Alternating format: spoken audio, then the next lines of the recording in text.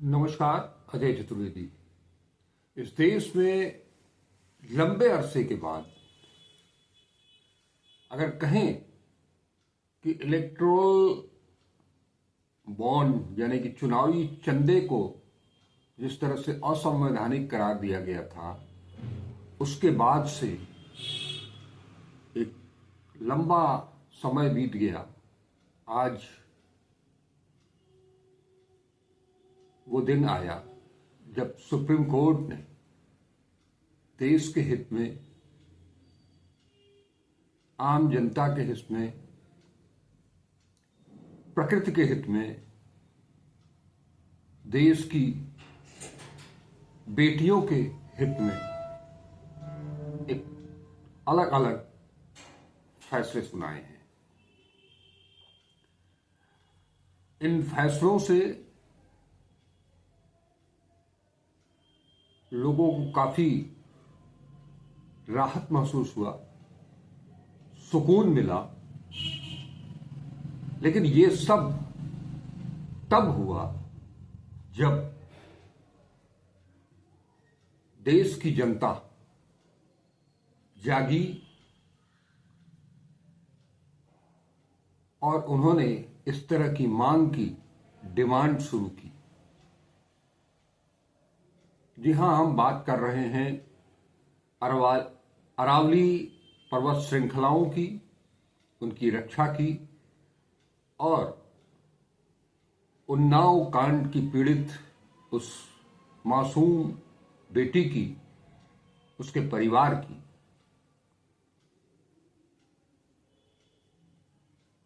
मासूम बिटिया के साथ जो कुछ भी हुआ, भारतीय जनता पार्टी के तत्कालीन विधायक कुलदीप सेंगर, जिसके दोषी पाए गए, उन्हें आजीवन कारावास की सजा हुई। लेकिन अभी हाल ही में कानून, संविधान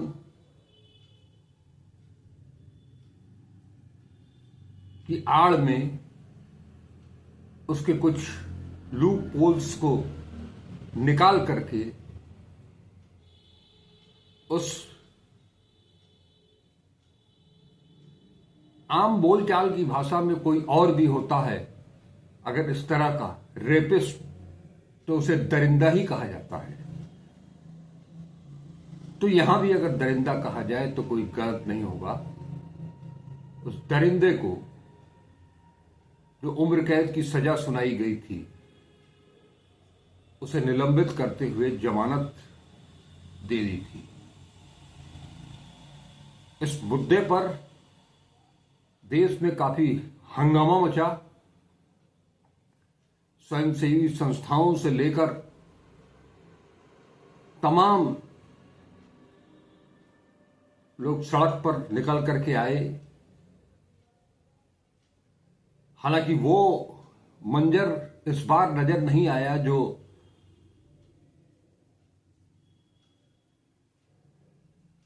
निर्भया कांड के समय नजर आया था। फिर भी जो प्रतिरोध, जिस दिल्ली हाईकोर्ट के फैसले के खिलाफ जनता सड़क पर उतर के आई, विपक्ष सड़क पर उतर के आया, विपक्ष ने अपनी आवाज बुलंद की। नेता प्रतिपक्ष राहुल गांधी ने जिस तरह से पीड़ित परिवार को,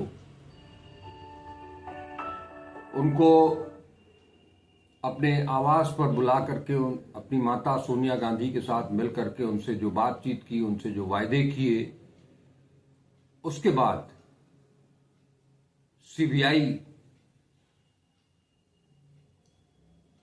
वो भी, उसमें भी हलचल पैदा हुई। कहने के लिए बहुत कुछ कहा जा रहा है। पीड़ित परिवार की अगर बात माने तो उनका आरोप है कि सीबीआई अब क्या करेगी। ये सवाल मैंने भी पिछले वीडियो में, जब भी इस मामले से संबंधित बातचीत मैंने आप तक पहुंचाने की कोशिश की थी, उसमें भी इसका जिक्र किया था। दलील यही दी जा रही थी कि हाईकोर्ट में सीबीआई ने कायदे से पैरवी नहीं की, लिहाजा सीबीआई ने जब ये तय किया, जब ऐलान किया कि वो सुप्रीम कोर्ट जाएगी, इस हाई कोर्ट के फैसले को चुनौती देगी, तो सहज ही विश्वास नहीं हो पा रहा था कि क्या कुछ होगा। लेकिन आज जब सुनवाई शुरू हुई, आज की डेट तय की गई थी, उन्नाव मामले की, तो आज सुप्रीम कोर्ट के मुख्य न्यायाधीश सूर्यकांत जी, बागची जी और जो ये खंडपीठ इसके लिए तय बनी थी, उस पीठ ने कुलदीप सिंह सेंगर को बड़ी राहत देने वाली दिल्ली हाई कोर्ट के आदेश पर रोक लगा दी।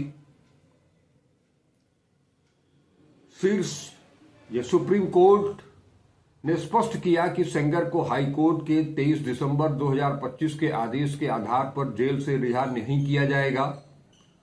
अदालत ने यह भी कहा कि मामले में कई महत्वपूर्ण लीगल सवाल उठे हैं जिन पर विचार आवश्यक है। हाई कोर्ट ने सेंगर की सजा निलंबित करते हुए जमानत दे दी थी, जिसे सीबीआई ने सुप्रीम कोर्ट में चुनौती दी थी। इस मुद्दे पर, इस मसले पर, इस केस पर मुख्य न्यायाधीश सूर्यकांत की अध्यक्षता वाली पीठ ने सीबीआई की याचिका पर सुनवाई करते हुए नोटिस जारी किया और 4 सप्ताह के भीतर जवाब दाखिल करने का निर्देश दिया कुलदीप सेंगर को। बेंच ने कहा कि आमतौर पर जब किसी दोषी या विचाराधीन कैदी को रिहा कर दिया जाता है तो उसे सुने बिना ऐसे आदेशों पर रोक नहीं लगाई जाती, लेकिन इस मामले में परिस्थितियां अलग हैं क्योंकि सेंगर एक अन्य मामले में भी दोष सिद्ध और जेल में है। सीबीआई की ओर से पेश सॉलिसिटर जनरल तुषार मेहता ने अदालत में कहा कि यह एक नाबालिग के साथ हुए बलात्कार का अत्यंत भयावह मामला है। उन्होंने बताया कि सेंगर के खिलाफ आईपीसी की धारा 376 और पॉक्सो एक्ट की धाराएं 5 व 6 के तहत आरोप तय किए गए थे और ट्रायल कोर्ट ने उसे दोषी ठहराया है। सॉलिसिटर जनरल ने कहा कि पीड़ित की उम्र घटना के समय 16 साल से कम थी, वो 15 साल 10 महीने की थी। ऐसे में यह पेनेट्रेटिव सेक्सुअल एक्ट अपने आप में एक स्वतंत्र अपराध है। उन्होंने तर्क दिया कि संशोधन से कोई नया अपराध नहीं बनाया गया, बल्कि केवल सजा को कठोर किया गया है।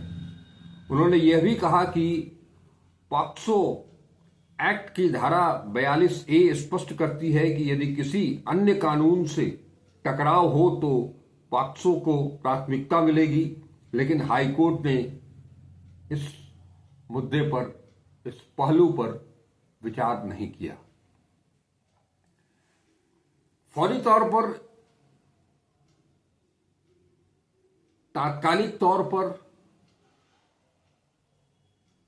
यह कहा जा सकता है कि पीड़ित को राहत मिली है,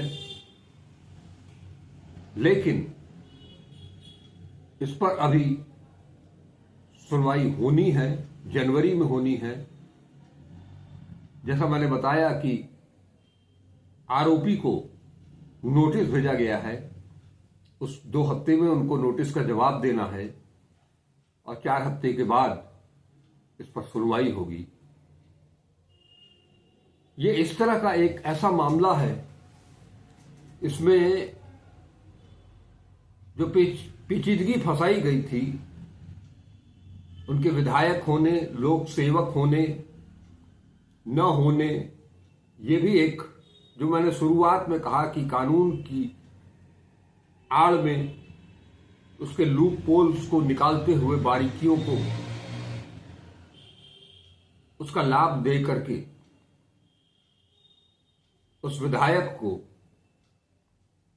उस रेपिस्ट को जमानत देने की बात का आदेश हाईकोर्ट दिल्ली ने किया था। ऐसे अनेक मामले हैं इस देश में, सिर्फ उन्नाव पीड़िता का ही मामला नहीं है। पैरवी हर जगह लचर हो रही है,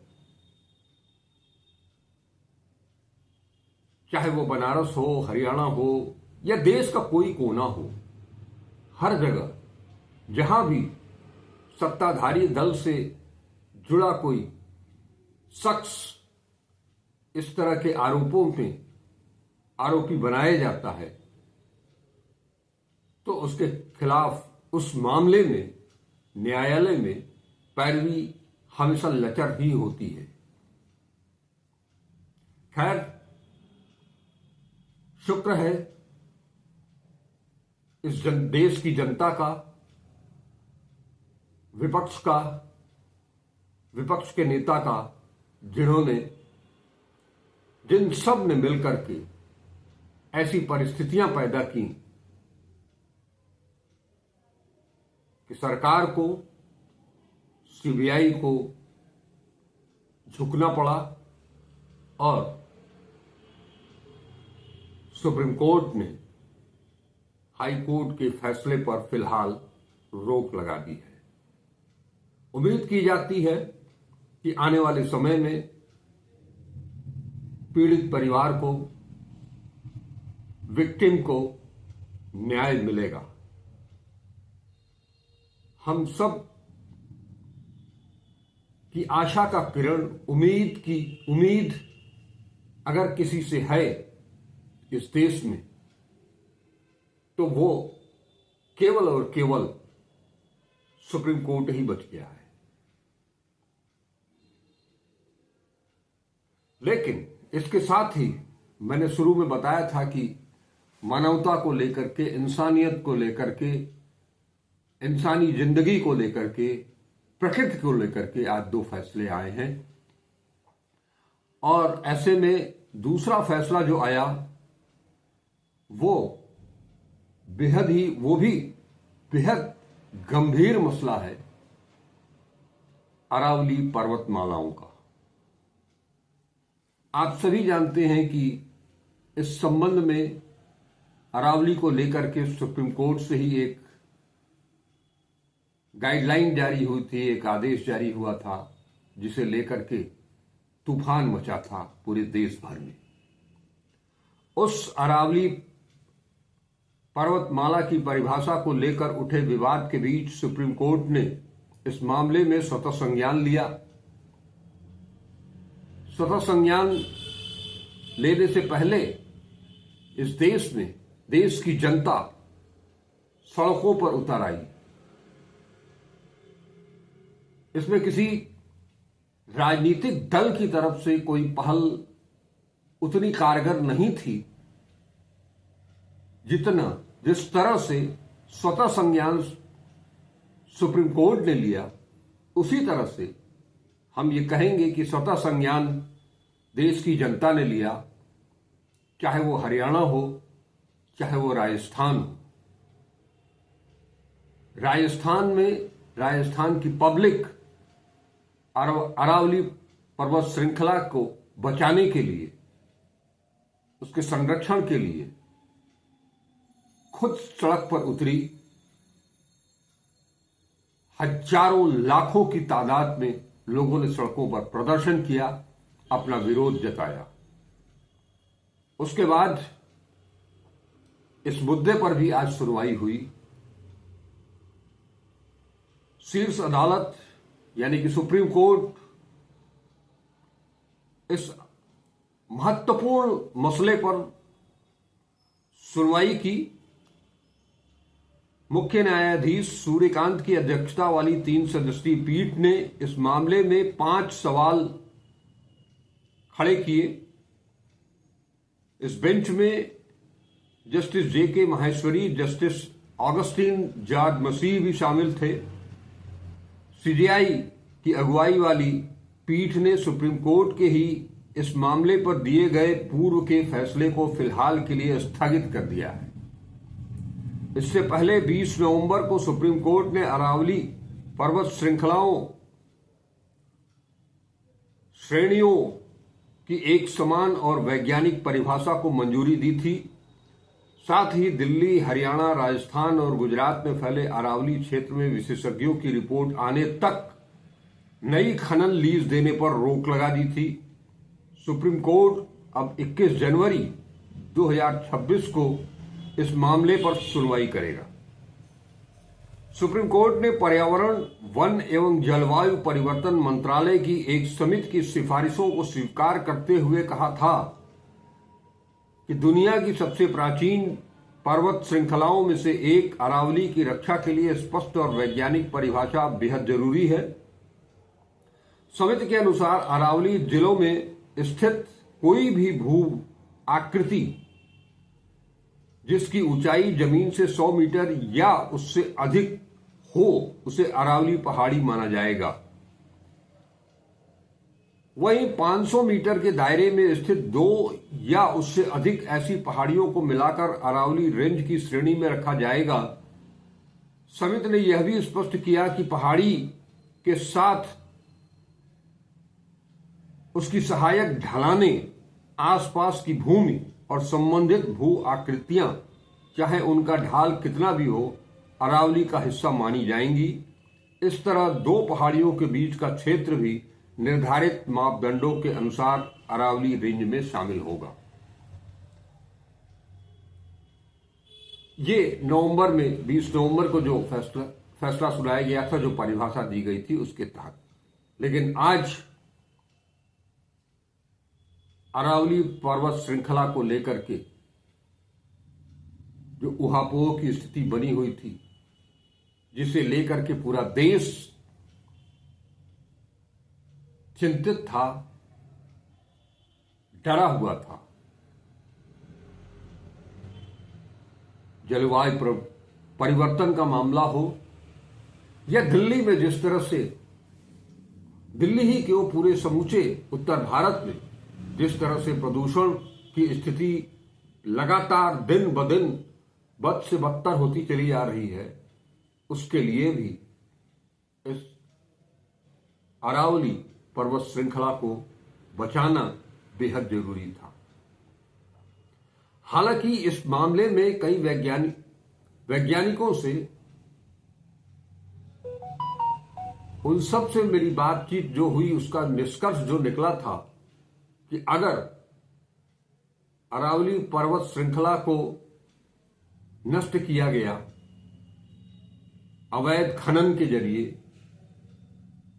तो समूचा उत्तर भारत इसकी चपेट में आएगा। आज जो लोग दिल्ली, एनसीआर या उत्तर भारत के लोग पर्यावरण प्रदूषण से जितने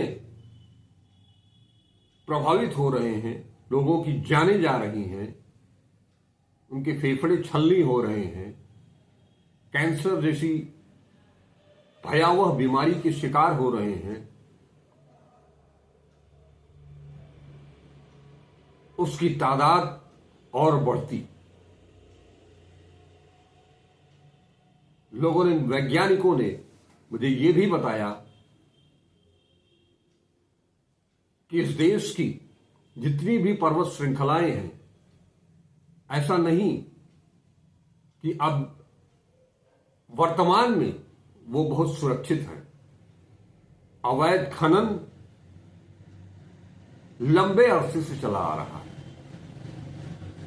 और इन परिभाषाओं, सुप्रीम कोर्ट की इस परिभाषा के तहत जो 100 मीटर की ऊंचाई तय की गई थी, अगर उसे मानक बना लिया जाता तो इस पर्वत श्रृंखला का जमींदोज होना तय था।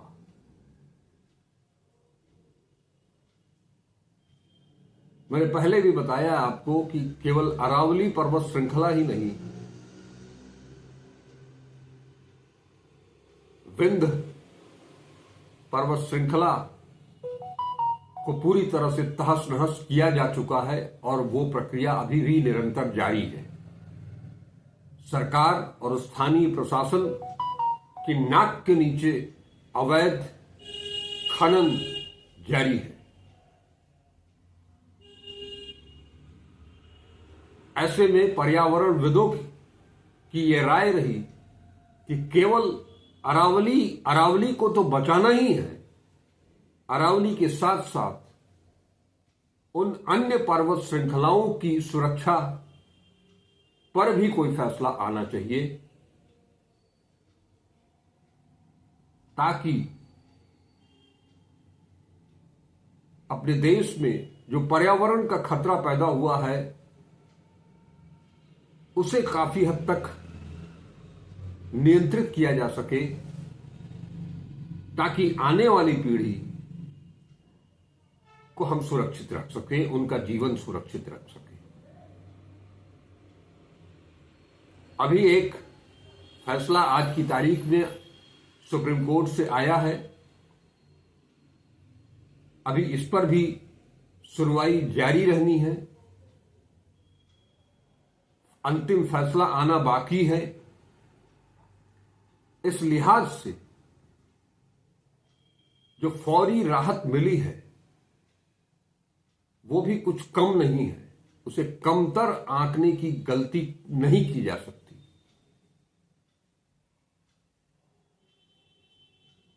लेकिन यही पर्यावरणविदों हो, आम नागरिक हो, वैज्ञानिक हो, उन सबको मिल करके अपनी जो धरोहर है, अपनी जो थाती है, उसे बचाए रखने के लिए अंतिम दम तक संघर्ष जारी रखना होगा। आज शीर्ष अदालत की ये दो फैसले काफी महत्वपूर्ण हैं, जिन पर आपके समक्ष चर्चा की गई। हो सकता है आपको सारी जानकारी हो, फिर भी आपसे मुखातिब होना इन दोनों मसलों को लेकर के मेरे लिए भी एक राहत भरी सूचना थी, लिहाजा आपसे शेयर किया। आपको कैसा लगा ये आप जरूर बताएंगे। वीडियो को ज्यादा से ज्यादा शेयर करेंगे और चैनल को अब तक अगर सब्सक्राइब नहीं किया है तो उसे सब्सक्राइब भी करेंगे। नमस्कार, अदेश त्रिवेदी।